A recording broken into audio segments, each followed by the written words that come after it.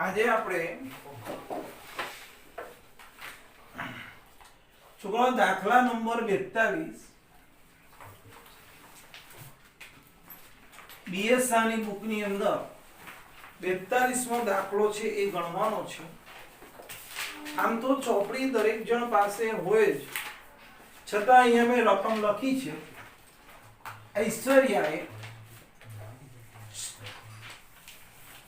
નીતિ પાસેથી યંત્ર ખરીદ્યું. ઐશ્વર્યાએ નીતિ પાસેથી યંત્ર ખરીદ્યું. કઈ તારીખે ખરીદ્યું? 1/4/14 ખરીદ્યું. રોકડ કિંમત, જેને આપણે મૂળ કિંમત પણ કહીશું, જેને આપણે ઇંગ્લિશ મીડિયમ વાળા કેશ પ્રાઇસ કહે છે. તરત ચૂકવેલી રકમ, ડાઉન પેમેન્ટ. પ્રથમ હપ્તો, બીજો હપ્તો, ત્રીજો હપ્તો. જે રૂપિયા બાકી રહે એના પર 10% વ્યાજ અને ઘસારો 10% લેખે, સીધી લીટીની પદ્ધતિ. તો જેને રકમ ચોપડી ન હોય એ લોકો આ રકમ પણ લખી દેશે. તો બહુ શાંતિથી આજે આ એક દાખલો તમે જોઈ લો, બીજો વિડીયો જોઈ લો, તો તમને કોષ્ટક બનાવતા આવડી જશે ને, આ ચેપ્ટરનું 80% કામ પૂરું થઈ જશે. તો પહેલા દરેક જણની રકમ લખાઈ જાય, પછી આપણે કોષ્ટક તરફ ગતિ કરીએ.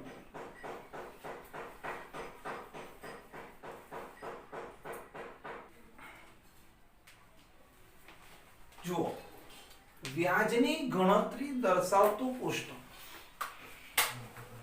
બહુ શાંતિથી. પહેલું ખાનું તારીખ,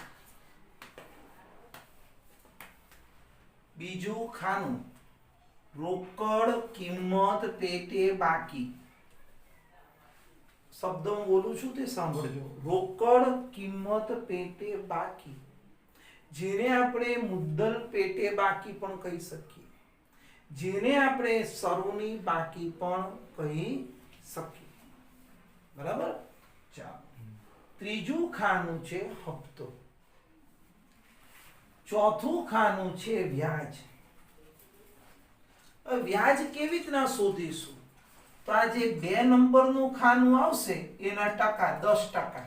2 ગુણ્યા અહીંયા ટકા, તમે હમણાં ટકા લખો, પછી આપણા વ્યાજનો દર 10% છે એટલે હું 10% તમને અહીંયા લખાવી દઈશ. રોકડ કિંમત પેટે ચૂકવણી, ચોખ્ખી રકમ જેને કહેવાય મુદ્દલ પેટે ચૂકવણી, 5 નંબરનું ખાનું. તો હપ્તામાંથી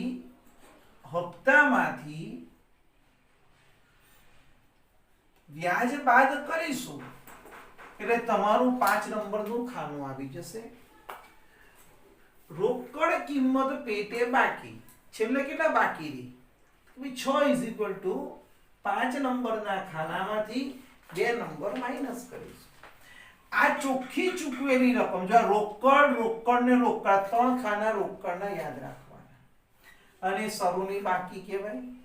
આ ચૂકવેલી રકમ દેશી આપણી સાદી ભાષામાં શરૂઆતમાં બાકી હતા, ચૂકવ્યા.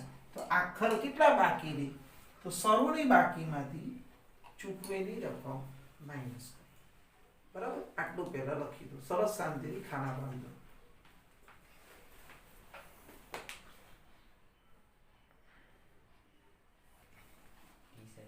હવે છોકરાઓ, આપણે યંત્ર 1/4/14 ખરીદ્યું. બધા ધ્યાન આપજો. 1/4/14 ખરીદ્યું. તારીખ 1/4/14. કેટલા રૂપિયાનું ખરીદ્યું? તો કે ભાઈ આપણું યંત્ર 30,000 નું છે.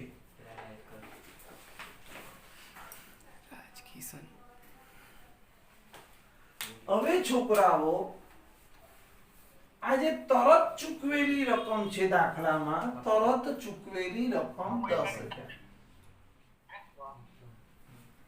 એને આપણે અહીંયા 10,000 લખી. તરત જ ચૂકવ્યા, આજે ખરીદ્યું, આજે આપ્યા. વ્યાજ ક્યાંથી હોય ભાઈ? એટલે વ્યાજ આની અંદર નથી. તો હવે છોકરાઓ, રોકડ કિંમત પેટે ચૂકવણી એટલે આપણી છે ને સાદી ભાષામાં એવું સમજો કે ચોખ્ખી ચૂકવેલી રકમ. તો આ 10 છે એમાં વ્યાજ નથી, તો ચોખ્ખી ચૂકવેલી રકમ 10,000 કહેવાય. તો હવે બાકી કેટલા રહ્યા? તો શરૂઆતનું 30,000 નું હતું, 10,000 ની ચૂકવણી કરી તો બાકી રહ્યા 20,000. તો 6 નંબરનું ખાનું બરાબર આ 6 નંબરનું ખાનું એટલે આ 2 નંબરના ખાનામાંથી સુધારી દેજો. 2 નંબરના ખાનામાંથી 5 નંબરનું માઈનસ કર્યું એટલે તમારું 6 નંબરનું ખાનું આવી ગયું.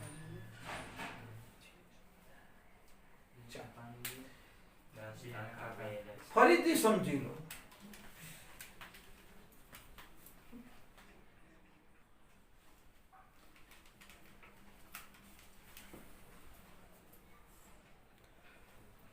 ફરી સમજી લો કે 30,000 નું યંત્ર હતું, 10,000 મેં ડાઉન પેમેન્ટ કર્યું, વ્યાજ એમાં હોય નહીં, 10,000 ચોખ્ખા ચૂકવેલા કહેવાય, 20,000 બાકી કહેવાય. 6 નંબરનું ખાનું બરાબર 2 માંથી 5 નંબર બાદ કરો. ને ભાઈ કોલેજમાં આવ્યા આ તો ઠીક છે અમે લખીએ, પણ એટલું તો ના યાદ રહે. સરોની બાકી, ચૂકવેલી રકમ, આખરની બાકી. તો હવે હપ્તા છે ને વર્ષ પૂરું થાય ત્યારે ચૂકવવાનું, મહિને નહીં. એટલે 31/3/15 લીધું. જુઓ ગણાય એક જ વર્ષ. શરૂઆત હવે દર માર્ચ મહિને આપણે હપ્તો ચૂકવવાનો છે, દર માર્ચ મહિને. તો આ જે 20,000 આખરની બાકી છે તે અહીંયા લીધી. હવે જુઓ તમે પહેલો હપ્તો તમે ચૂકવો છે 9,000 નો, તો હપ્તો આવી ગયો 9,000. તો વ્યાજ કેટલું છોકરાઓ? તો બધા બોર્ડ પર જુઓ, વ્યાજ શેની પર ગણાય? તો જેટલા ચૂકવવાના બાકી રાખ્યા હોય એના પર વ્યાજ ગણાય. આ 20,000 બાકી હતા તો એના 10% તો 2,000. એટલે હવે હું લખી દઉં 2 નંબરનું ખાનું ગુણ્યા 10%. બોલો યાદ રહી ગયું?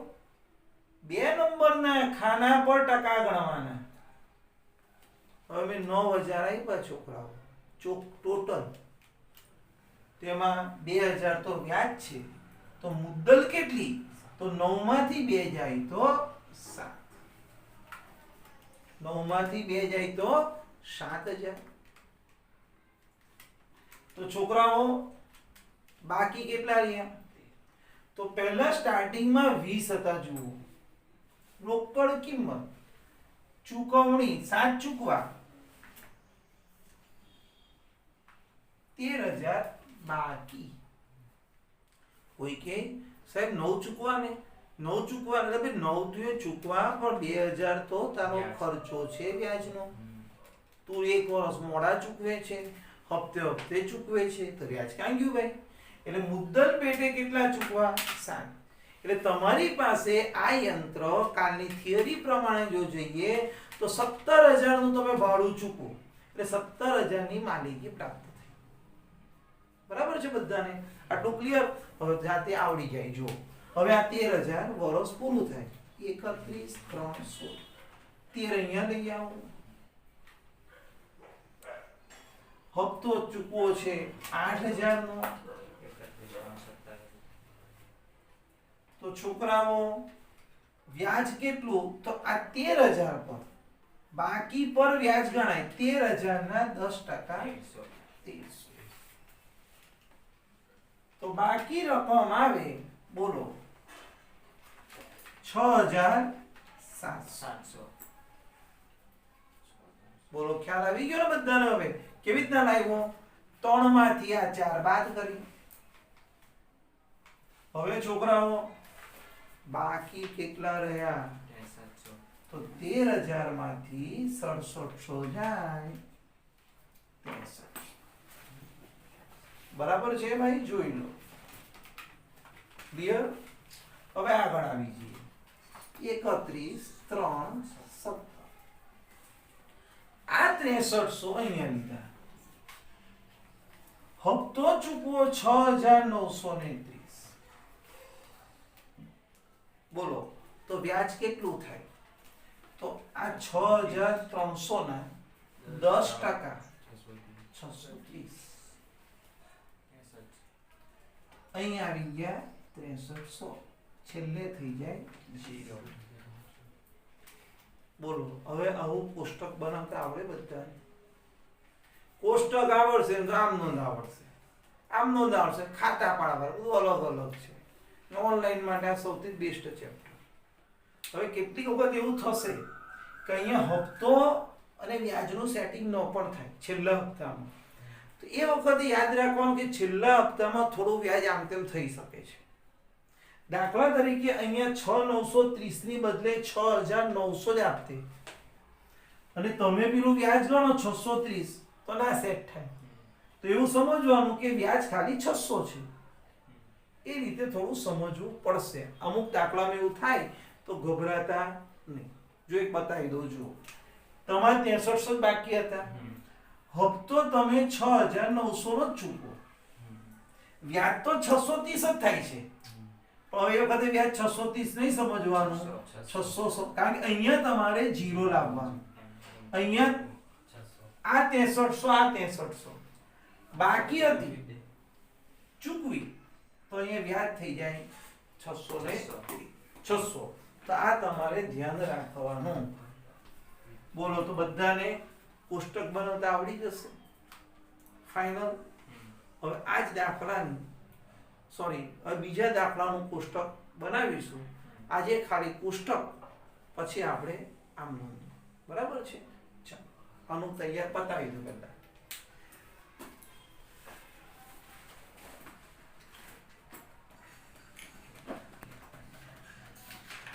છોકરાઓ હવે આપણે આજે 42મો દાખલો છે, એની આમનોંધ કેવી રીતના થાય એ જરા સમજી લઈએ. તમને ખ્યાલ આવે એટલે પહેલા બધા હેડિંગ મારીશ. પ્રથમ વર્ષની આમનોંધ.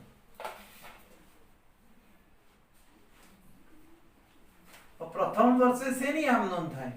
તો કરાર વખતે. તો આપણે આ યંત્ર લેવાનો કરાર કઈ તારીખે કર્યો?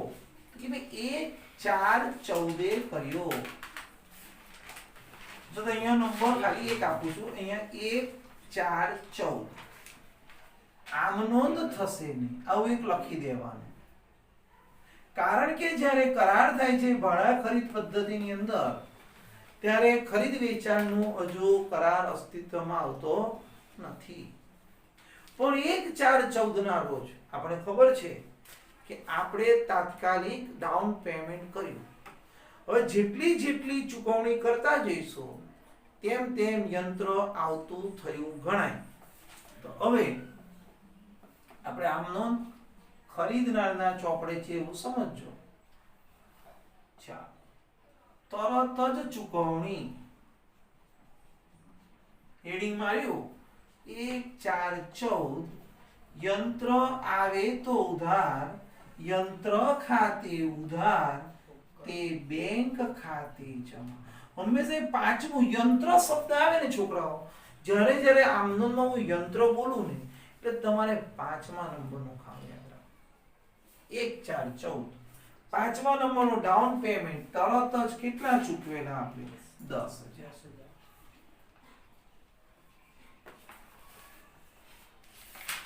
હવે વર્ષ પૂરું નથી થયું. આનું વર્ષ પૂરું થાય 31/3/15. વર્ષ પૂરું થાય એટલે પેલી ટૂંટું વાગે મેસેજ આવે 2-3 દિવસથી કે ભાઈ તમારો હપ્તો ભરવાનો થયો, ડ્યુ ડેટ છે, આમ છે તેમ છે.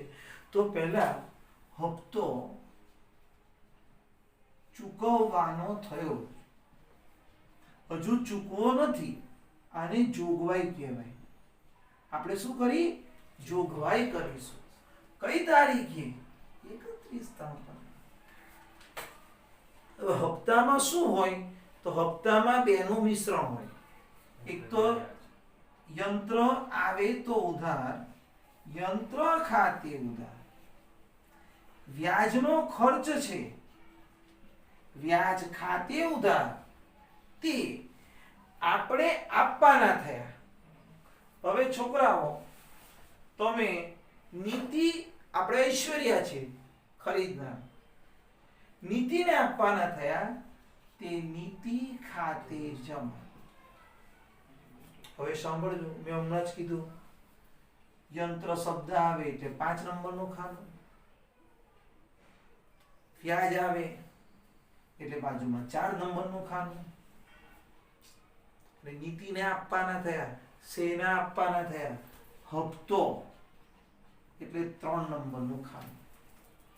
એટલે 543 નંબર યાદ રાખવાનો ત્રીજા નંબરમાં. કયો નંબર? 543. યંત્ર આવે તો ઉધાર. તો જુઓ 31 3 15 એ તમારું યંત્રનું ખાનું કહેવાય 7000 નું, વ્યાજનું ખાનું કહેવાય 2000 નું, એટલે ટોટલ થઈ ગયા 9000. દેખાય છે? નીચે જોઈ લો. હપ્તો ચૂકવવાનો થયો, હજુ ચૂકવો નથી, એટલે લખીશું હપ્તો ચૂકવાય 31 3 15 નીતિ ખાતે ઉધાર, તે બેંક ખાતે જમા. 9000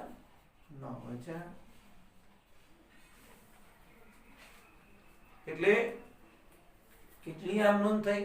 4. ભાઈ આ બે આમ નોંધ દર વર્ષે નહીં થાય, પણ દર વર્ષે હપ્તો તો ચૂકવીશું જ. ચૂકવવાનો થશે, ચૂકવાય. હવે આગળ જે વર્ષ પૂરું નથી થયું તો અહીંયા લખીશું ઘસારાની આમ નોંધ. તો છોકરાઓ 85 નંબર જોઈએ, સેટ કરી દીધું. 31 3 15 તો ઘસારો ગણીએ તો ઘસારા ખાતે ઉધાર, આમથી લઈ તે યંત્ર ખાતે જમા. તો આ યંત્રની છોકરાઓ મૂળ કિંમત 30000 છે. સીધી લીટીની પદ્ધતિએ ઘસારો છે, તો 10000 ના 10%, 30000 ના 10% 3000. તો આ રીતે છોકરાઓ ઘસારો થયો. પછી આપણે યાદ હોય તો ઘસારો અને વ્યાજ આપણે વર્ષ પૂરું થાય એટલે નાનું ખાતામાં લઈ જઈએ છીએ. ખાતું બંધ કરવું. કોનું ખાતું બંધ કરવું? તો કે ભાઈ નાનું ખાતે ઉધાર, તે વ્યાજ ખાતે, તે ઘસારા ખાતે. તો વ્યાજ આપણે આ વર્ષમાં ગણ્યું છે 2000 નું વ્યાજ, ઘસારો 3000, તો ટોટલ કેટલા થયા? 5000. તો આ રીતે છોકરાઓ પહેલા વર્ષની 1 2 3 4 5 અને 6 આમનોંધ થઈ. બરાબર? લખી દો. વિડિયો સ્ટોપ કરીને તમે લખી શકો છો. હવે છોકરાઓ આ જ ક્રમમાં તમારે શું કરવાનું કે દર વર્ષે આ રીતે આમનોંધ થતી જાય. જેની બાકી હોય ને એને પહેલા લખી દેવાનું વિડિયો સ્ટોપ કરીને, એટલે તમારે પ્રશ્ન ના આવે. હવે જુઓ,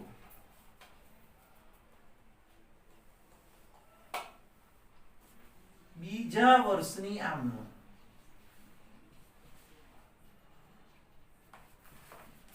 હેડિંગ મારી દેવાનું. પાછો આ જ ક્રમ આવે છોકરાઓ. હવે કઈ તારીખ આવે? 31 3 16. યંત્ર ખાતે ઉધાર,